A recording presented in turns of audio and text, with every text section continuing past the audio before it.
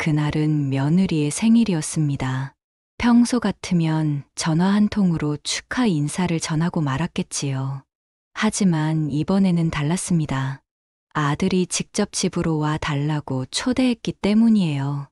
어머니는 오랜만에 가족끼리 따뜻한 시간을 보낼 수 있겠다는 기대감으로 새벽부터 분주히 움직였습니다. 아들이 전에 말했지요. 엄마, 가희가 딸기를 제일 좋아해요.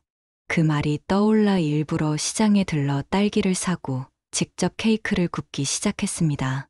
손끝은 굳어 떨렸지만 정성만큼은 가득 담겼습니다. 케이크 위에 딸기를 하나하나 올리면서 어머니는 속으로 생각했어요. 이 정도면 며느리 마음이 풀리겠지. 오늘만큼은 환하게 웃을 수 있겠지. 꽃다발까지 챙겨 들고 집을 나설 때만 해도 그날이 인생에서 가장 치욕적인 날로 남을 거라곤 상상하지 못했습니다. 문 앞에 도착하자 아들이 반갑게 맞이했습니다. 엄마 오셨어요? 웃으며 인사했지만 그 웃음은 어딘가 어색했습니다. 예전처럼 따뜻한 눈빛이 보이지 않았습니다. 며느리도 정중하게 인사를 했지만 미소와 달린 눈빛은 차갑게 식어 있었습니다. 순간 가슴이 철렁 내려앉았지만 어머니는 스스로를 다독였습니다. 요즘 젊은 사람들은 원래 이런가 보다. 괜히 내가 예민한 거겠지. 식탁에 앉아 저녁을 먹었지만 분위기는 무거웠습니다. 젓가락 소리만 쨍쨍 울리고 대화는 이어지지 않았습니다. 어머니는 며느리에게 말을 건넸습니다. 가희야, 요즘 불편한 데 없니? 민준이가 잘 챙겨주지. 그저 평범한 안부 인사였어요. 하지만 며느리는 아무 대답도 하지 않고 고개만 끄덕였습니다. 순간 공기가 더욱 싸늘해졌습니다. 그때 아들의 휴대전화가 울렸습니다. 아들은 급한 전화예요라며 서재로 들어갔습니다. 그런데 며느리가 바로 뒤따라 들어가더니 한참 동안 나오지 않았습니다. 안에서는 낮은 속삭임만 들려왔습니다. 어머니는 이유 모를 불안에 휩싸였습니다. 잠시 후 아들이 서재에서 나왔습니다. 그의 얼굴은 화로 가득 차 있었습니다. 내가 알던 아들의 모습이 아니었습니다. 이어서 나온 며느리의 눈가에는 눈물이 맺혀 있었어요. 울다 나온 것처럼 보였습니다. 그리고 그 순간 믿기 힘든 일이 벌어졌습니다. 아들이 다가와 아무런 말도 없이 어머니의 뺨을 힘껏 내리친 것입니다. 엄마, 왜 그래요? 도대체 왜 우리 가정을 흔들려고 하세요? 귀가 멍해지고 머릿속이 하얘졌습니다. 평생 남편에게도 맞아본 적 없는 뺨을 내가 키워낸 아들에게 맞았다는 사실이 믿기지 않았습니다. 숨이 막히고 손에 들고 있던 케이크와 꽃다발은 무거운 짐처럼 변해버렸습니다. 따뜻한 기대와 설렘은 그 자리에서 산산조각이 났습니다. 그날 어머니는 직감했습니다. 자신이 전부라고 믿었던 아들에게서 이제는 버림받았다는 사실을. 아들의 손에 뺨을 맞던 그날 이후 모든 것이 달라졌습니다. 집으로 돌아와 거울을 보니 뺨이 붉게 부어 있었어요. 손으로 만져보니 따끔거렸습니다. 그보다 더 아팠던 건 마음이었습니다. 내가 뭘 잘못했을까? 며느리 안부를 물은 게 그렇게 큰 잘못이었나? 아무리 생각해도 이해가 되지 않았습니다. 하지만 아들로부터 사과 한마디조차 오지 않았습니다. 며칠이 지나도 연락은 없었습니다. 예전 같으면 다음 날이라도 전화를 해서 엄마 죄송해요라고 말했을 텐데 이번엔 끝내 침묵이 이어졌습니다. 결국 어머니가 먼저 전화를 걸었지요. 민준아, 지난번에 그게 무슨 일이었는지 엄마가 도통 이해가 안 돼서. 하지만 돌아온 대답은 냉정했습니다. 엄마, 가희가 많이 힘들어해요. 제발 좀 이해해 주세요. 뺨을 맞은 건 자신이었는데 되려 며느리를 이해하라는 말만 들려왔습니다. 그 후로 아들은 전화를 받지 않았습니다. 며느리는 아예 카톡까지 차단해 버렸습니다. 단절은 그렇게 시작되었습니다. 시간은 흘러 추석이 다가왔습니다. 원래라면 온 가족이 모여 차례를 지내고 함께 식사를 나누었을 텐데 올해는 아무런 연락이 없었습니다. 어머니가 먼저 전화를 걸어 물었습니다. 민준아, 추석에 어떻게 할 거니? 돌아온 대답은 차가웠습니다. 엄마, 저희는 처가에만 가기로 했어요. 바빠서 못 갈 것 같아요. 그 말은 곧 어머니 집에는 오지 않겠다는 선언이었습니다. 차례 음식이라도 함께 나누고 싶었던 어머니는 정성껏 음식을 준비했습니다. 갈비찜, 나물, 잡채 아들이 좋아하는 음식들로 가득 차렸습니다. 하지만 아들 집 아파트 경비실에서 막히고 말았습니다. 어머님 죄송합니다. 집주인 분이 미리 말씀하셨습니다. 방문은 받지 않으신다고요. 경비원이 난처한 얼굴로 전했습니다. 그 순간 어머니 귀에 집주인 분이라는 말이 꽂혔습니다. 아들의 집인데 왜 며느리가 집주인이라 불리는 걸까? 그럼 음식만이라도 전해주세요. 하지만 그것마저 거절당했습니다. 결국 음식 바구니를 들고 다시 돌아서야 했습니다. 발걸음은 무겁고 얼굴은 화끈거렸습니다. 이웃들의 시선이 느껴졌습니다. 사람들이 수군거렸습니다. 저 집 시어머니가 너무 집착하는 거 아니야? 며느리는 착해 보이던데 세상의 시선은 며느리 편이었고 어머니는 철저히 외로운 사람이 되어 가고 있었습니다. 집으로 돌아와 혼잣말을 했습니다. 겉으론 착해 보여도 속은 차갑구나. 아무도 내 말을 믿어주지 않는구나. 그렇게 한숨을 내쉬며 밤을 보냈습니다. 이제 어머니는 단순히 아들과 멀어진 것이 아니라 세상과도 단절되어 가고 있었습니다.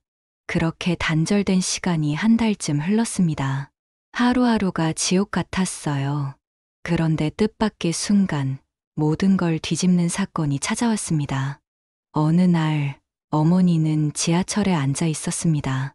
출근 시간도 퇴근 시간도 아닌 한산한 오후였어요.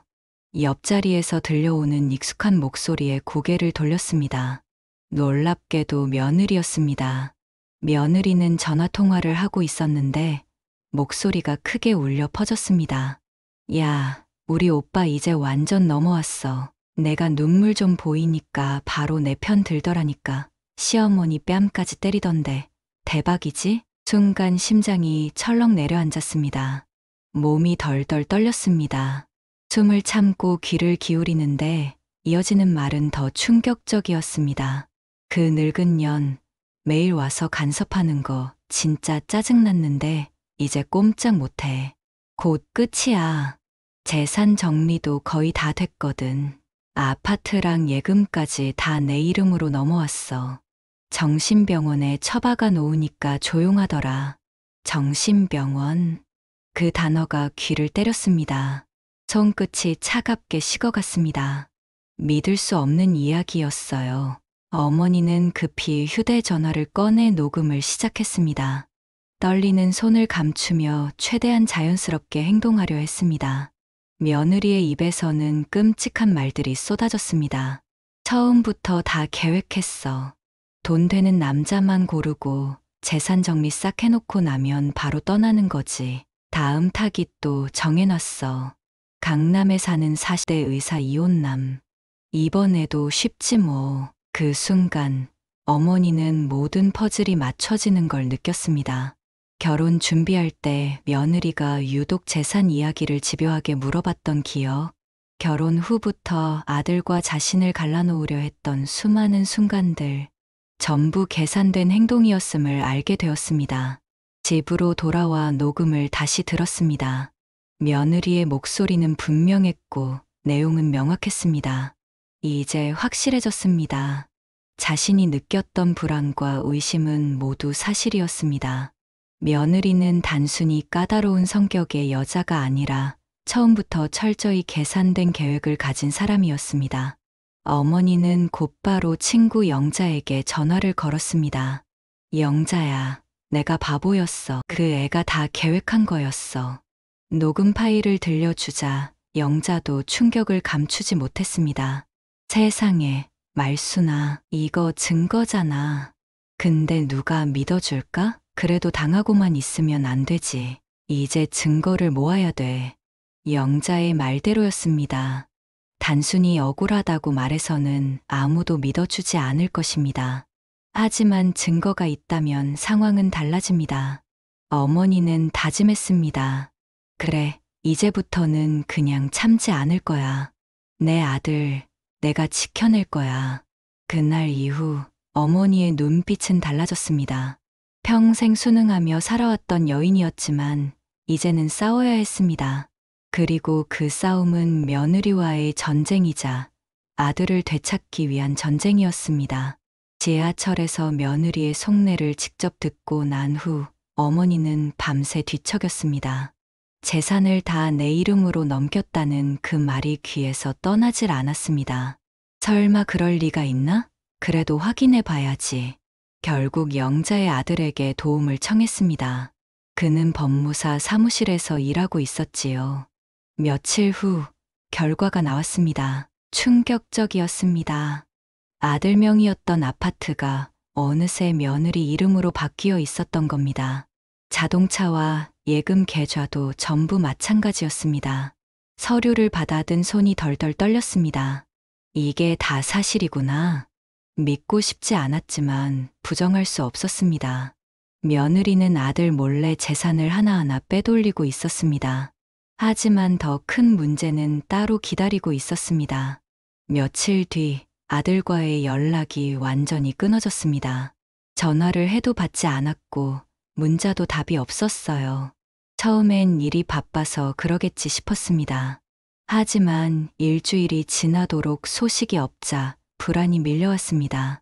혹시 무슨 일이 생긴 건 아닐까? 급한 마음에 아들 회사로 전화를 걸었습니다. 안녕하세요. 김민준 대리 어머니인데요. 혹시 지금 통화 가능할까요? 그러나 돌아온 대답은 더욱 낯설었습니다. 아, 어머님. 민준 씨 휴직 들어가셨어요. 순간 귀를 의심했습니다. 휴직이요? 언제부터요? 한 2주 전부터요. 건강 문제로 휴직 신청을 하셨다고 들었습니다. 건강 문제라니, 아들이 아프면 가장 먼저 알려야 할 사람이 어머니 아닙니까? 그런데 아무런 소식도 없었다는 건 이상한 일이었습니다. 서둘러 아들 집으로 찾아갔지만 경비실에서 막혔습니다. 어머님, 며칠 전부터 아무도 집에 들어오지 않았습니다. 그때부터 불안은 공포로 바뀌었습니다. 며느리에게 연락을 시도했지만 여전히 차단된 상태였고 경찰서에서 뜻밖의 연락까지 왔습니다. 김민준 씨 어머님 되시나요? 아드님 실종 신고가 접수됐습니다. 신고자는 배우자분이십니다. 경찰의 말에 다리가 풀려 주저앉을 뻔했습니다. 서둘러 경찰서로 달려갔습니다. 그곳에서 마주친 며느리는 울먹이며 말했습니다. 어머님, 민준 오빠가 며칠째 연락이 안 돼요. 혹시 아세요? 마치 아무것도 모르는 듯 연기를 하고 있었습니다. 경찰관은 며느리의 말을 고스란히 믿는 눈치였습니다. 어머님, 며느리 분 말씀으로는 아드님이 최근 우울증 증세가 심하셨다고 합니다.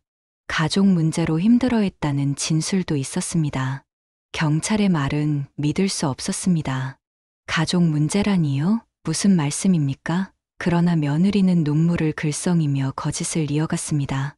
시어머님께서 저희 부부 일에 너무 간섭을 많이 하셔서 남편이 스트레스를 받았어요. 순간 세상이 무너져 내리는 것 같았습니다. 며느리의 거짓말이 사실처럼 받아들여지고 경찰은 그녀의 편을 들고 있었습니다. 어머님, 일단 배우자분이 법적 보호자이기 때문에 며느리분 중심으로 수사를 진행하겠습니다.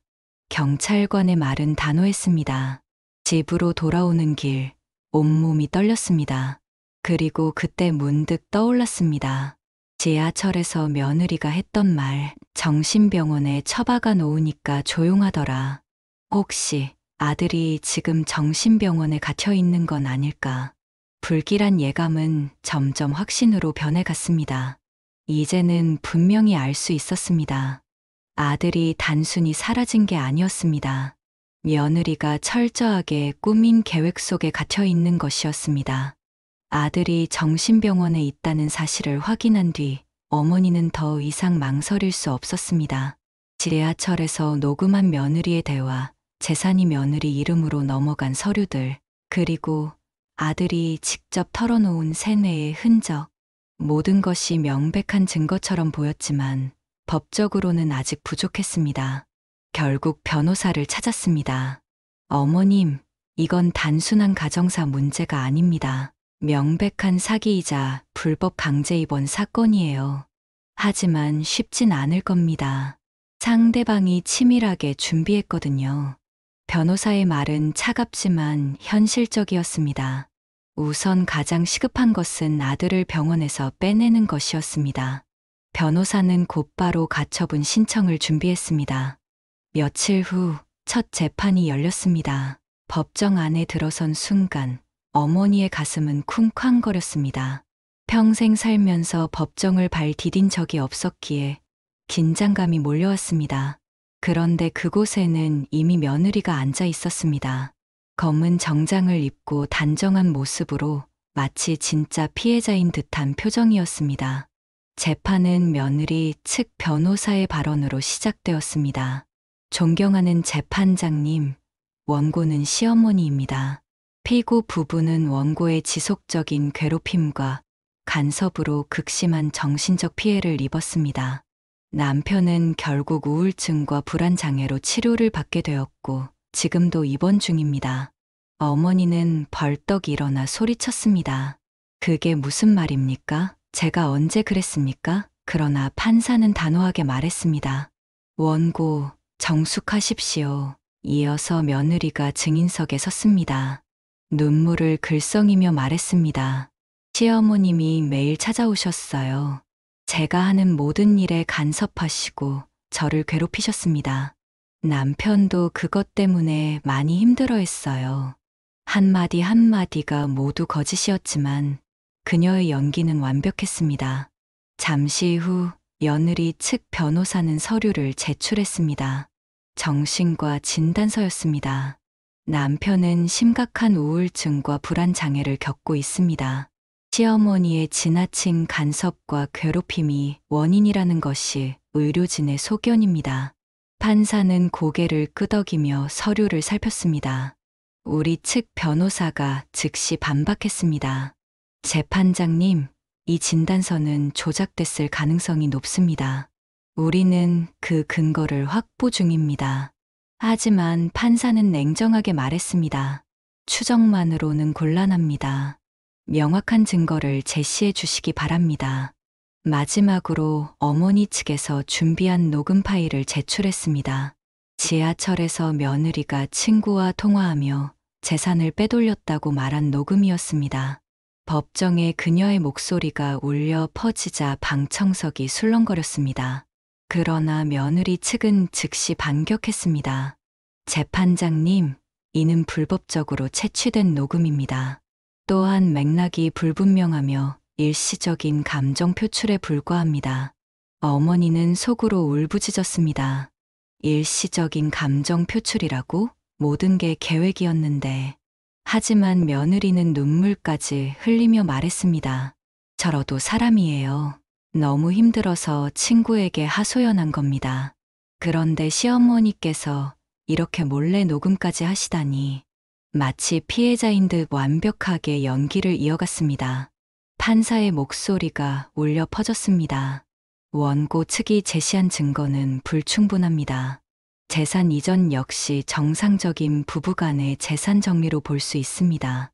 원고의 청구를 기각합니다. 그 순간 어머니의 다리에 힘이 풀렸습니다. 첫 재판은 패소였습니다.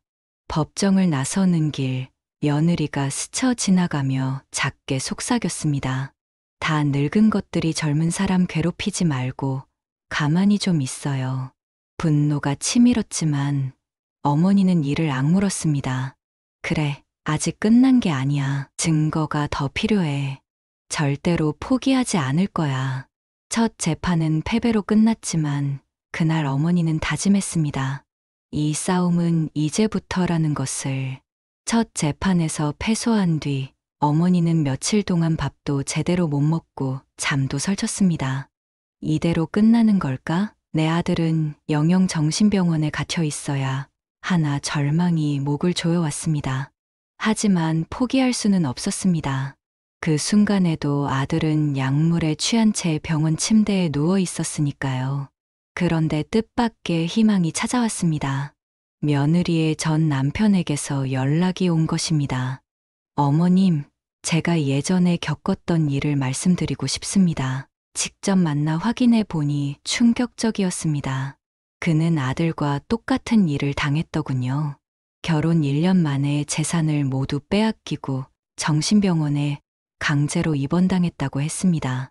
저도 경찰에 갔지만 아무도 제 말을 믿어주지 않았습니다. 오히려 아내 말만 신뢰했지요. 그의 증언은 아들의 상황을 그대로 보여주는 거울이었습니다. 며칠 뒤에는 며느리의 대학 동기에게서도 연락이 왔습니다. 저 가희 때문에 피해본 사람이에요. 증언할 수 있습니다. 그녀는 대학 시절부터 며느리가 결혼은 사업이다. 돈 많은 남자만 만나야 한다라는 말을 공공연히 했다고 증언했습니다. 심지어 거울을 보며 우는 연기까지 연습했다고 했습니다. 어머니는 소름이 돋았습니다. 또 다른 결정적 증거도 나타났습니다.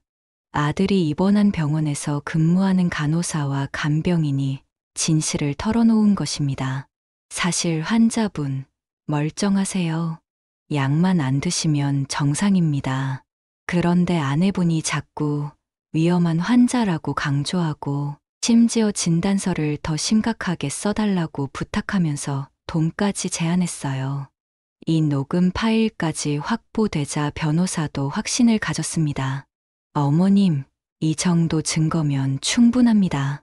항소심에서는 반드시 이길 수 있습니다. 변호사의 말에 어머니의 눈빛이 달라졌습니다. 패소의 좌절로 꺾였던 마음에 다시 불이 붙었습니다. 재판을 준비하는 동안 어머니는 증거를 하나라도 더 모으기 위해 발로 뛰었습니다. 며느리의 전 남편, 대학 동기, 병원 의료진 모두 법정의 증인으로 설 준비를 했습니다. 그리고 녹음 파일까지 완벽하게 정리되었습니다. 드디어 두 번째 재판 날이 다가왔습니다. 이번에는 어머니가 먼저 법정에 들어섰습니다. 마음속으로 중얼거렸습니다.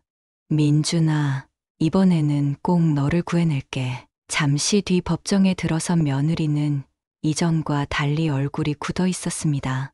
자신에게 불리한 증거들이 하나둘 드러나고 있다는 걸 이미 알고 있었던 겁니다. 재판이 시작되자 변호사가 당당하게 새로운 증거를 제출했습니다. 며느리 전 남편의 녹음 파일이 법정에 울려 퍼졌습니다. 바보 같은 남자들, 눈물 한 번 보이면 다 넘어와. 재산은 당연히 내 이름으로 돌려야지. 순간 법정이 술렁였습니다. 판사도 놀란 기색을 감추지 못했습니다. 이어 병원에서 확보한 녹음 파일이 공개되었습니다. 진단서 좀 심각하게 써주세요. 돈은 얼마든지 드릴게요. 어차피 늙은 할멈 하나 때문에 내 인생 망칠 순 없잖아요. 이번엔 방청석에서 탄식이 터져 나왔습니다. 대학 동기와 병원 의료진까지 증언대에 올랐습니다. 피고인은 예전부터 결혼을 돈벌이 수단으로 여겼습니다. 환자는 멀쩡했습니다. 보호자가 무리하게 진단을 요청했습니다. 모든 증거와 증언이 며느리를 향하고 있었습니다. 그제야 며느리의 얼굴이 일그러졌습니다. 다 거짓말이에요. 왜 다들 나만 괴롭히는 거예요? 하지만 그녀가 아무리 소리쳐도 이미 늦었습니다. 진실은 낱낱이 드러나고 있었습니다. 어머니는 법정 한가운데 서서 느꼈습니다. 이 싸움, 이제 내가 이길 수 있구나. 두 번째 재판에서 모든 진실이 드러났습니다. 며느리는 끝까지 부인했지만 전 남편의 증언과 병원, 녹음 파일, 의료진의 진술까지 나오자 더 이상 발뺌할 수 없었어요. 판사는 피고의 범행은 계획적이며 악의적이라며 재산 환수와 손해배상, 접근금지 명령을 내렸습니다. 그 순간 어머니는 긴 싸움이 끝났음을 실감했습니다. 판결 직후 어머니는 곧장 병원으로 가 아들을 데리고 나왔습니다. 야위고 초점 없는 눈빛이었지만 어머니를 보자 눈물이 터졌습니다. 엄마, 정말 와 주셨네요. 어머니는 아들을 꼭 안으며 말했습니다. 이제 다 끝났어. 엄마가 널 지켜냈단다. 며칠 뒤 재산도 모두 돌아왔습니다. 아파트, 자동차, 예금까지 다시 아들 명의로 복구되었고 며느리는 추가 기소 끝에 실형을 선고받았습니다. 언론도 사건을 대서특필하며 진실을 알렸습니다. 어머니와 아들은 도시를 떠나 작은 시골 마을로 이사했습니다. 아들은 직접 채소를 가꾸고 서툴지만 정성껏 요리를 만들어 어머니에게 건넸습니다. 엄마, 맛있어요? 우리 아들이 해준 건 뭐든 맛있지. 따뜻한 웃음이 오갔습니다. 붉게 물든 하늘 아래 아들은 말했습니다. 엄마, 가족은 피가 아니라 끝까지 지켜주는 사람이에요. 엄마가 저를 포기하지 않으셨잖아요. 어머니는 고개를 끄덕였습니다. 긴 싸움은 끝났고 이제 두 사람은 진짜 가족으로 다시 서 있었습니다.